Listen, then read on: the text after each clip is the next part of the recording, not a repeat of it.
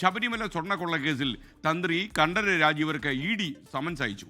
March ആദ്യവാരം ചോദ്യം ചെയ്യലിന് ഹാജരാക്കാനാണ് അദ്ദേഹത്തിന് നിർദ്ദേശം കിട്ടിയിരിക്കുന്നത്.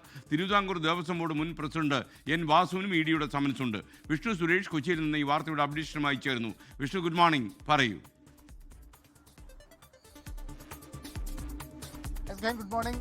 ഈ ED നടത്തിയ പരിശോധന 21 ഇടങ്ങളിൽ സ്വർണ്ണക്കൊള്ളയുമായി ബന്ധപ്പെട്ട് ED പരിശോധന നടത്തിയിരുന്നു. പക്ഷേ ആ പരിശോധനയിൽ തന്ത്രിയുടെ വീട് ഒഴിവാക്കിയത് വലിയ വിമർശനങ്ങൾക്കും രാഷ്ട്രീയ ആരോപണങ്ങൾക്കും വഴിവെച്ചിരുന്നു. തന്ത്രിയെ അന്വേഷണത്തിൽ നിന്ന് ED ഒഴിവാക്കുന്നു എന്ന ആരോപണമാണ് ഉയർന്നത്. പക്ഷേ തന്ത്രി EDയുടെ അന്വേഷണ റഡാറിൽ ഉൾപ്പെടുന്നു എന്നുള്ളതിന്റെ ഏറ്റവും പ്രധാനപ്പെട്ട ഒരടയാളമാണ് ഇപ്പോൾ തന്ത്രിക്ക് അയച്ചിരിക്കുന്ന സമൻസ്.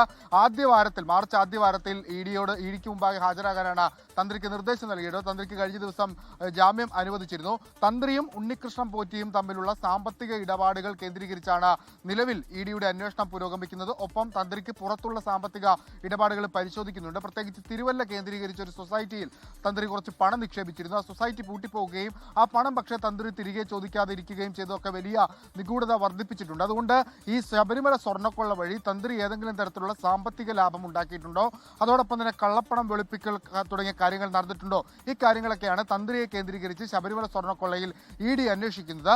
മറ്റൊന്ന് N. വാസുവാണ്. N. വാസുവിനും ഈ കേസിൽ ജാമ്യം ലഭ്യമായിട്ടുണ്ട്. ആ പശ്ചാത്തലത്തിലാണ് N. വാസുവിന് ഇപ്പോൾ ചോദ്യം ചെയ്യലിന് ഹാജരാകണമെന്ന് ആവശ്യപ്പെട്ട് N. വാസുവിന് നോട്ടീസ് നൽകിയിട്ടുള്ളത്.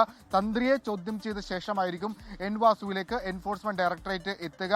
ഇതിൽ അഡ്മിനിസ്ട്രേറ്റീവ്, അതായത് ഭരണകാര്യങ്ങൾ ചെയ്തു എന്നതിനപ്പുറത്തേക്ക് മറ്റു കാര്യങ്ങളൊന്നും താൻ ചെയ്തിട്ടില്ല എന്നായിരുന്നു N. വാസു പലതവണ നൽകിയ ജാമ്യ ഹർജികളിൽ പറഞ്ഞത്.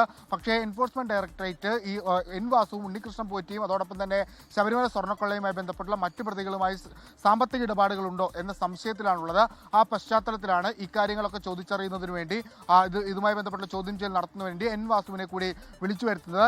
ഇപ്പോൾ ഇതുവരെ മുരാരി ബാബുവിനെയും ശ്രീകുമാറിനെയും ജയശ്രീ അടക്കമുള്ള ആളുകളെ ED ചോദ്യം ചെയ്തിരുന്നു. സാക്ഷിയായി ജയറാമിനെയും ED ചോദ്യം ചെയ്തിരുന്നു. അങ്ങനെ ശബരിമല സ്വർണ്ണക്കൊള്ളയുമായി ബന്ധപ്പെട്ട് സമഗ്ര അന്വേഷണത്തിലേക്ക് ED കടക്കുകയാണ്.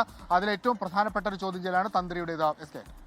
ലോകത്തെവിടെയായാലും ഏത് സമയത്തും 24 വാർത്തകളും ഓഗ്മെന്റഡ് റിയാലിറ്റി പാക്കേജുകളും എക്സ്പ്ലെയിനറുകളും വിശദമായി കാണാൻ ഞങ്ങളുടെ YouTube ചാനൽ നിങ്ങൾക്ക് സബ്സ്ക്രൈബ് ചെയ്യാം.